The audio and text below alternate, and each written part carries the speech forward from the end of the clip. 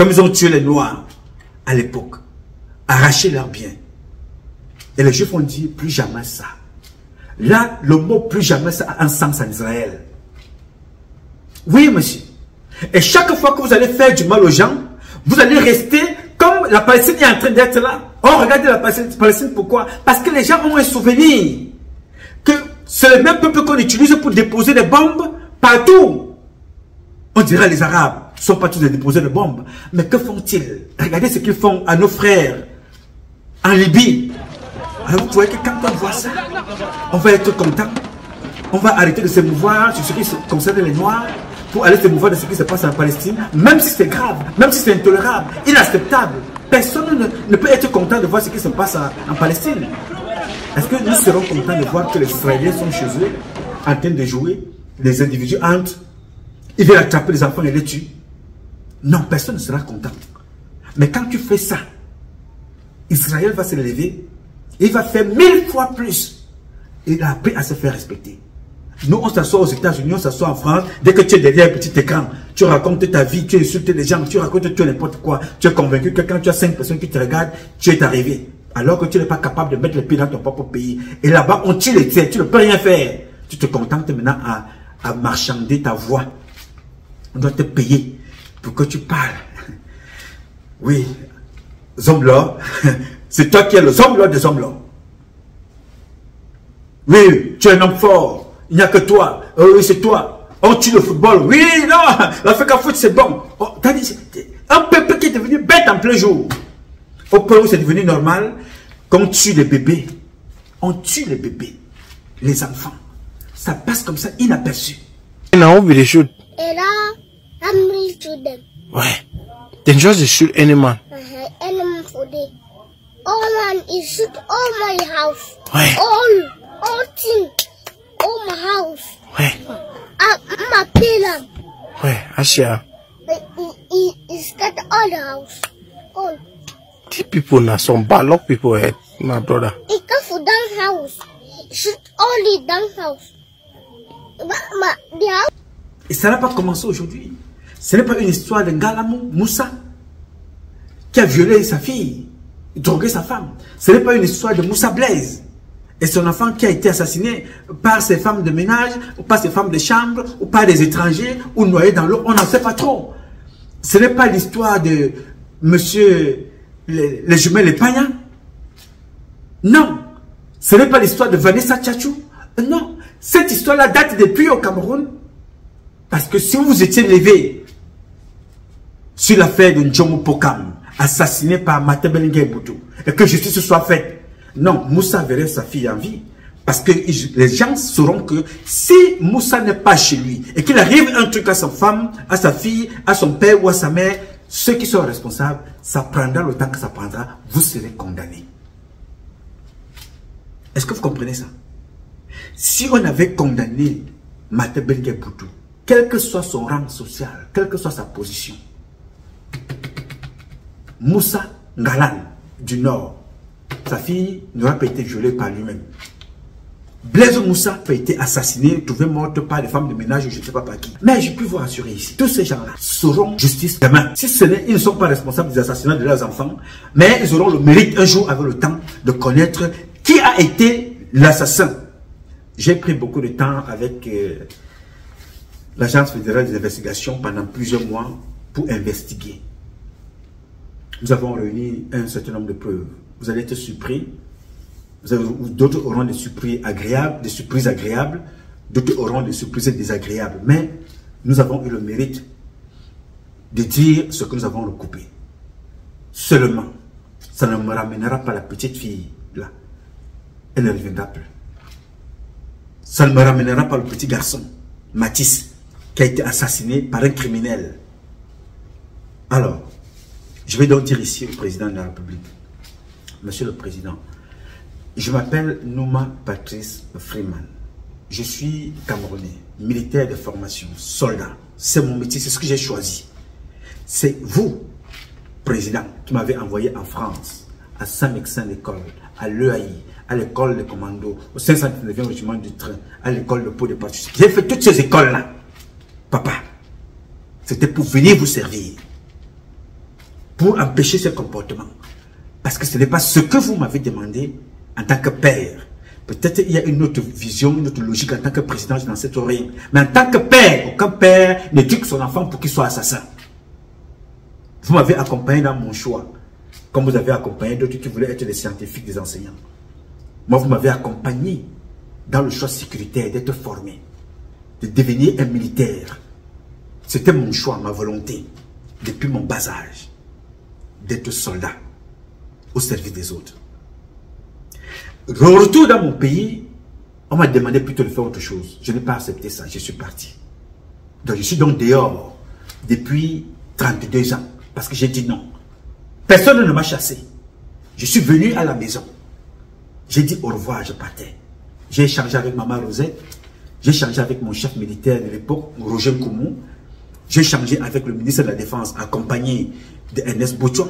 J'ai dit, Excellence, je pars. J'ai voyagé le lendemain, j'étais en short.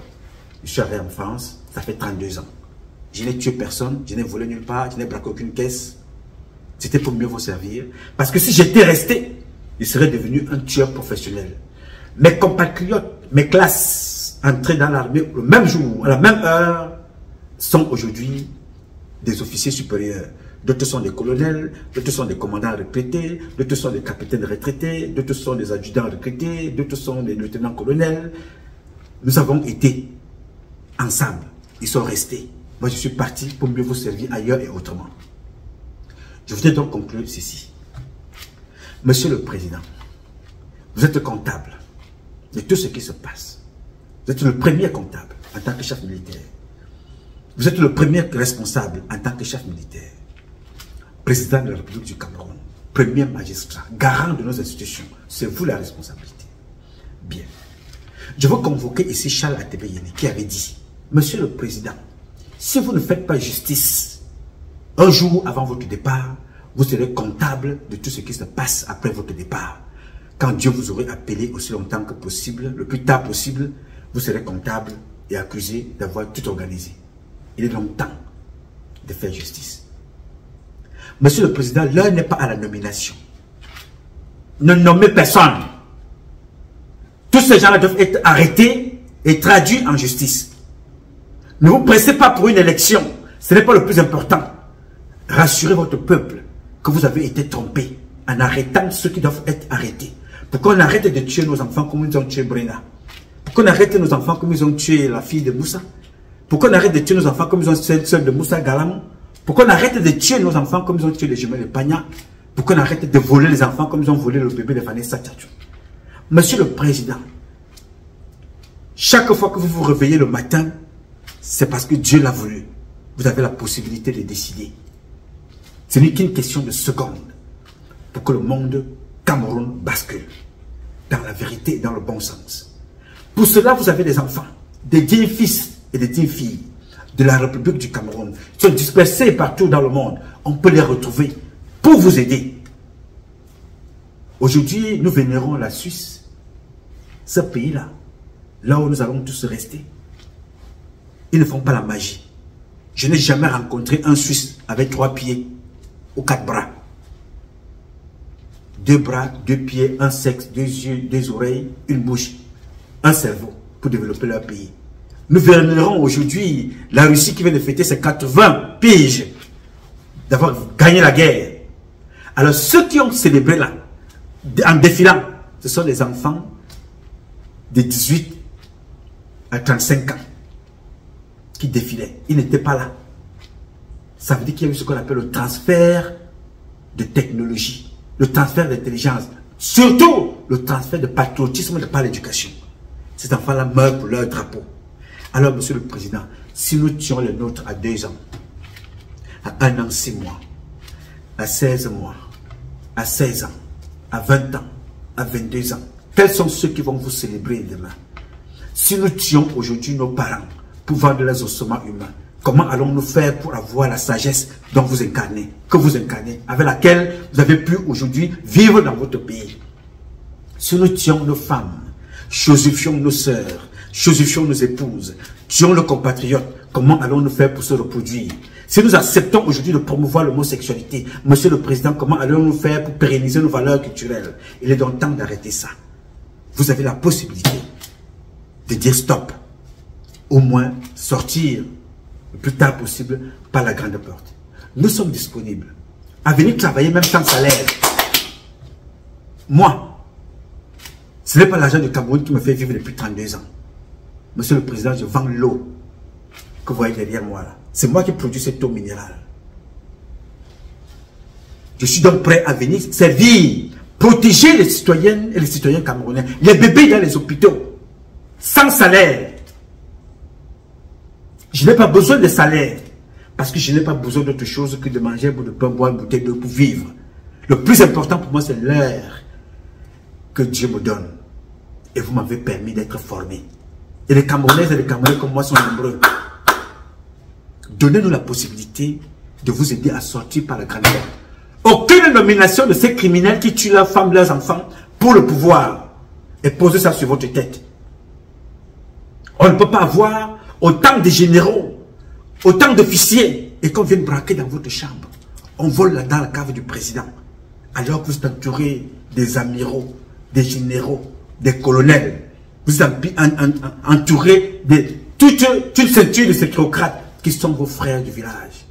Et vous êtes en insécurité. Vous êtes obligé de vous réfugier au village pour mieux travailler. Parce qu'ils vous ont laissé dans la poubelle. On ne peut donc pas accepter ça. Je ne vais plus tolérer ça. Que les enfants sont tués chaque jour. Les enfants sont tués en exil. Ils sont tués dans les mers, dans les eaux. Ils sont tués dans les hôpitaux au Cameroun. Ils sont tués sur les routes. Ils sont kidnappés. Ils sont tués dans les bars. Ils sont tués sur les routes. Ils sont tués dans des prisons, des commissariats. Et on regarde. Quelle est notre différence entre nous et ce qui se passe en Palestine? Quelle est la différence? La différence est laquelle? On nous tue et on s'entretue. On nous tue et nous nous entretuons nous-mêmes. Voilà la différence. Là-bas, les autres se battent parce qu'on les tue. Deux pays se battent. Mais nous, nous sommes chez nous.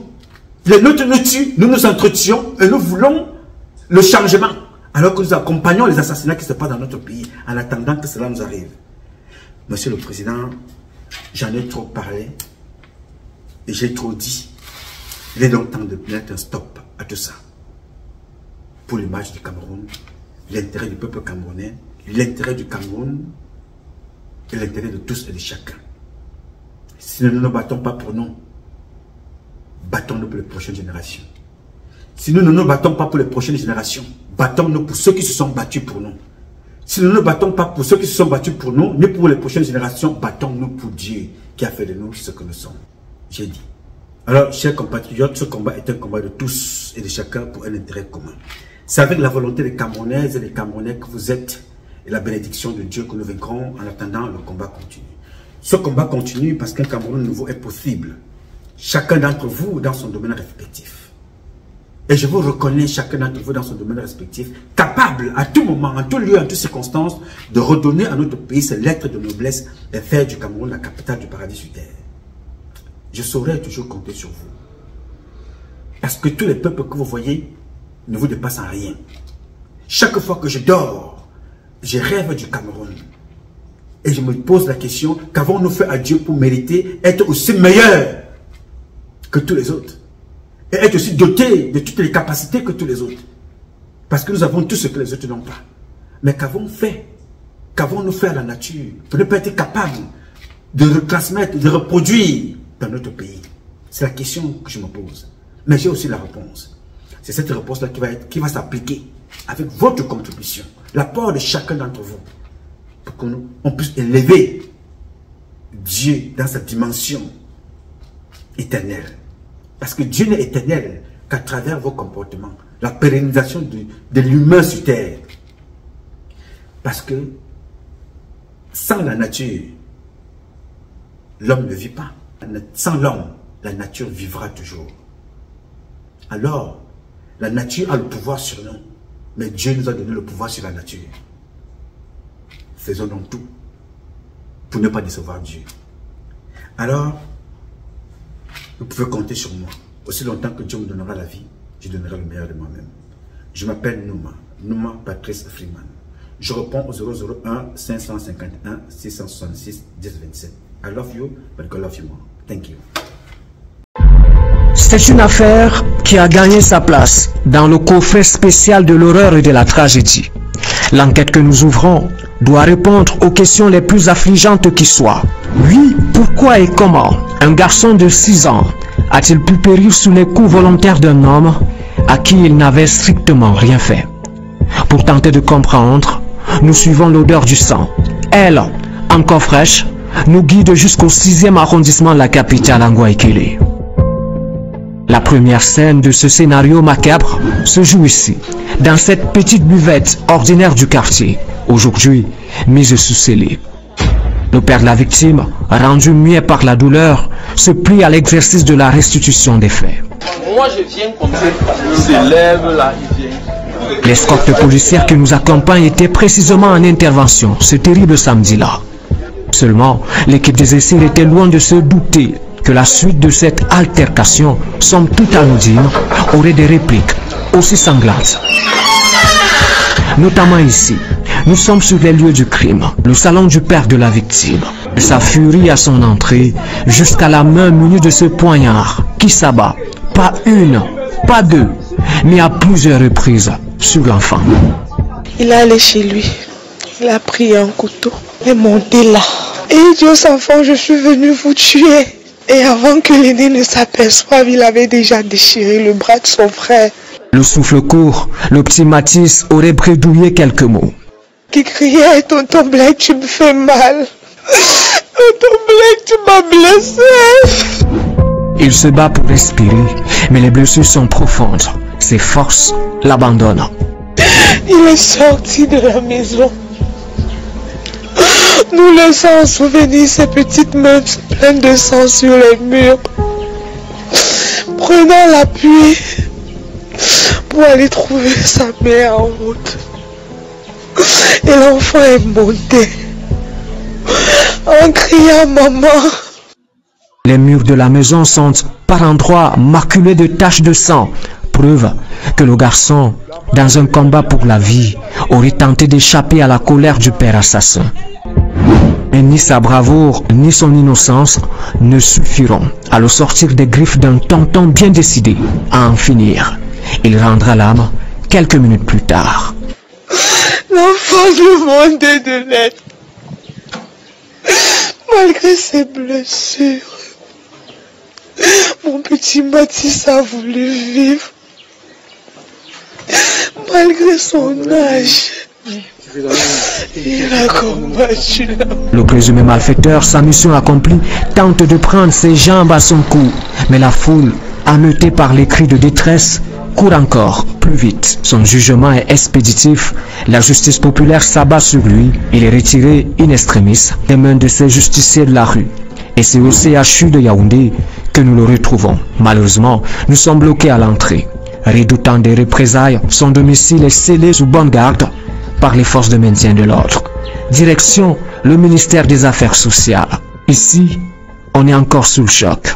Nous condamnons avec fermeté. Dans le cas d'espèce, il s'agit d'un enfant qui est essentiellement vulnérable et qui doit être protégé. Nous avons mis en place une équipe technique de travailleurs sociaux qui devra se rendre sur le terrain pour déjà encadrer et accompagner cette famille sur le plan psychosocial. Indispensable, car les blessures invisibles causées par pareil traumatisme sont tout aussi létales, voire bien plus, que celles infligées par une arme blanche.